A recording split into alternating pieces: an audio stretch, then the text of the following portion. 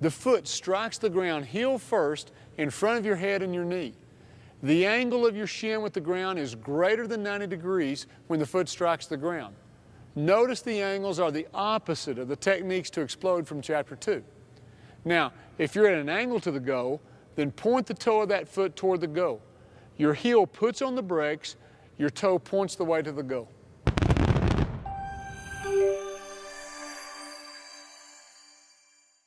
But when you put the dribble down with your non-shooting hand, use that hand as a pick up and move over hand.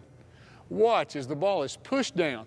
The offhand rides it up, rotates to the side, and moves the ball to the shot pocket. You can get in a lot of reps without taking a shot to increase your ball quickness. And one more thing to consider, for those of you who have already mastered the basics of the 1-2.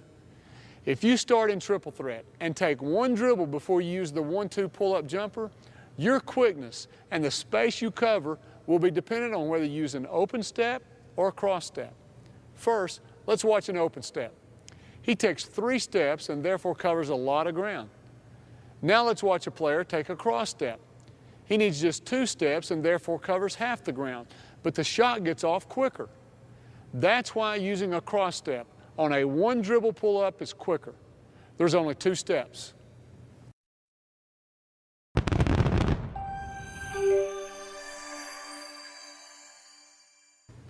Now for the defensive read.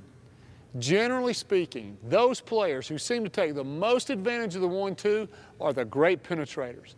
Any movement toward the goal by a great penetrator forces their defender to aggressively retreat to the goal. And that's going to be your defensive read for shooting the 1-2 pull-up. During your first dribble of penetration, look for an aggressive retreat by your defender. He might still be beside you or already be ahead of you, but either way, he's turned to sprint and is out of his defensive stance.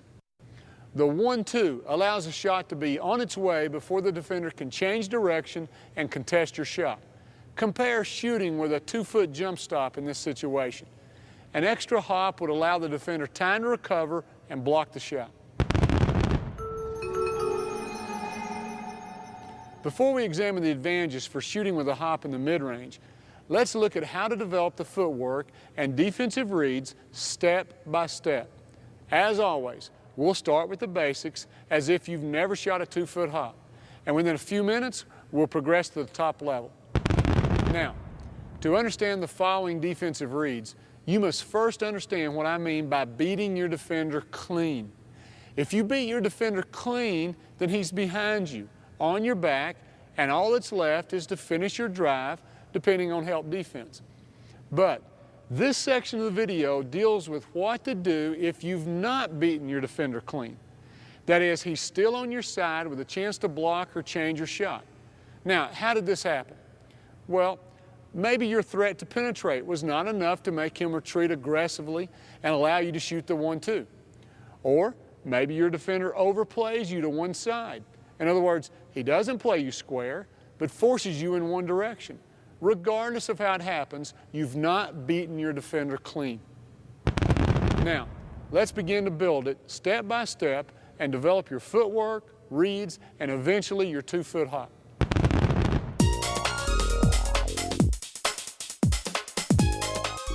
Make your first step directly to the goal. Remember the straight lines of the V in Chapter 1. After the first dribble, create separation from the defender by pushing off with your inside foot. At this stage, just step to the side.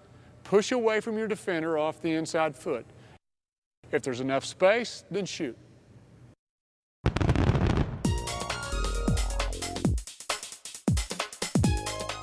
But if the defender tries to recover, keep your dribble alive and read the angle.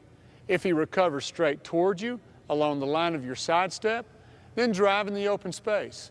If he recovers to cut off your line to the basket, cross over and take him in the other direction.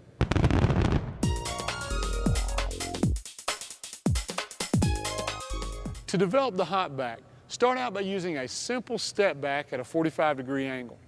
Once your steps are coordinated and you're ready to cover more ground, get air under both of your feet and the step back develops into a hop back. But I don't want you to think, based on these steps of development, that the hop is always at a 45-degree angle.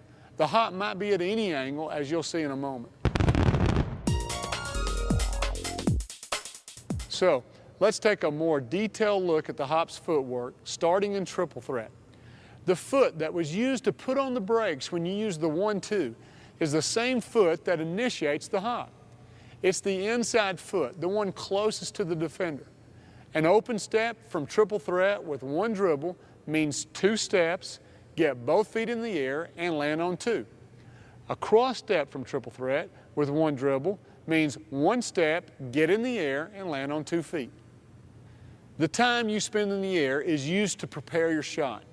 While in the air, get square to the goal and chamber the ball into your shot pocket. When both feet hit the ground, it's up and out with your shot. Now, that's how to shoot in a 2-foot hop. But remember, the reason to use it is entirely different than the 1-2. After you've penetrated into the mid-range, whether from triple threat or off the dribble, the defender hasn't turned to retreat and is still close enough to bother your shot. The hop is used to create space away from this tight defender in order to get off your shot. Compare this cross-step 1-2 with the same move and an added hop. Look at how much more space is covered. The hop not only covers more ground, but allows you to change direction and land wherever you want. For a top-notch perimeter player on the 3-point line, the hop back allows you to drive into 2-point land, but hop back outside the arc for the 3. This is more easily done with a cross step and is another reason to be able to use either foot as a pivot.